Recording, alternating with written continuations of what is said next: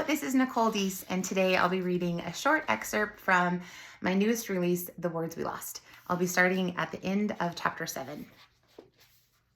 I'm halfway down the floating dock, following the blue sheen of an almost full moon out to sea, when I hear him behind me. I expected he would follow, but this is record time, even for someone as studiously observant as Joel. As soon as he settles beside me, my voice falters to a whisper. You should have told me about Wendy. You haven't exactly made yourself available to us. I rotate just enough to see a silvery reflection of moonlight dance across Joel's strong jawline. I would have come back for her. The shift in his stance is unmistakable, and it's not difficult to deduce how he's interpreted my comment. I would have come back for her, but not for you. His next words are so quiet I strain to hear them above the waves that roll beneath us. What did you decide to do, Ingrid? Are you staying or are you leaving? A question I've asked myself at least 24 times since the beach this morning, and yet still don't have an answer. So instead of answering, I deflect back to him. Where were you tonight? You missed half the party. I didn't realize you were monitoring my whereabouts so closely. Everyone else in your family gave a speech in Cece's honor. Your absence was obvious. I was dealing with a guest dispute inside the hotel. So that none of them would have to, is what I know he doesn't say. A suffocating silence descends over us then, and I refuse to be trapped in it for another second. I know you expect an answer from me, but I don't have one yet.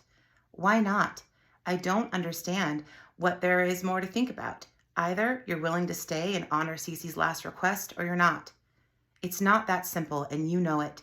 I need to be sure I can do this in a healthy, logical way. I can't afford to let emotion drive this decision. Wow, he whistles low. And to think, I actually thought I saw a glimpse of the Ingrid I knew all those years ago out on that beach today. She's the last person I want to be again. You're right. The bite in his tone has crested the edge of his impatience because this guarded and cynical version of you is far superior. Not superior, just necessary. And then, more gently than I expect, Joel speaks again. I'm sorry. That was careless of me. I shrug my bare shoulder, the movement causing the silky fabric of my gown to swish against my legs. It doesn't matter. It absolutely does matter. The dock creaks as he moves in close. Everything between us would look different now if it didn't. I shake my head as if to block out his words. You want to know why I can't make this decision? It's because of this right here. If I agree to stay with you, then this kind of talk between us absolutely cannot happen. And what kind of talk is that, Indy? I fight the effect his honey baritone has on every nerve ending in my body. Anything pertaining to the way things used to be, to the us that died on this dock 5 years ago. I have no intention of going back there, not to that night and not to each other. My throat is dry and the words feel as rough on my tongue as they do on my heart. If we do this for Cece, then it has to be about her, not anything else. The moon has arced above our heads. Its light exposes my face to him while it casts a shadow on Joel's. But even still, I can sense his expression so strongly that if I were to brush my hand over his features, I know exactly what I'd find. I'd start by smoothing the pad of my thumb along the tension furrowed in his forehead, before sliding the rest of my fingertips down the stress crease that sits between his eyebrows, and then lower still to where his narrowed eyelids fan an impossibly dark curtain of thick lashes.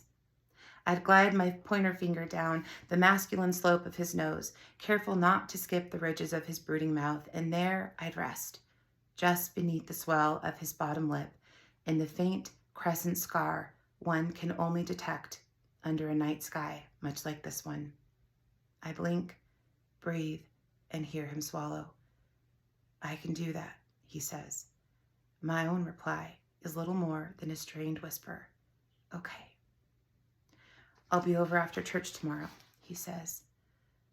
I hold my breath for what will undoubtedly come next, an invitation like so many he's extended me in the past, to join his family at the second service and to interact with the community they love.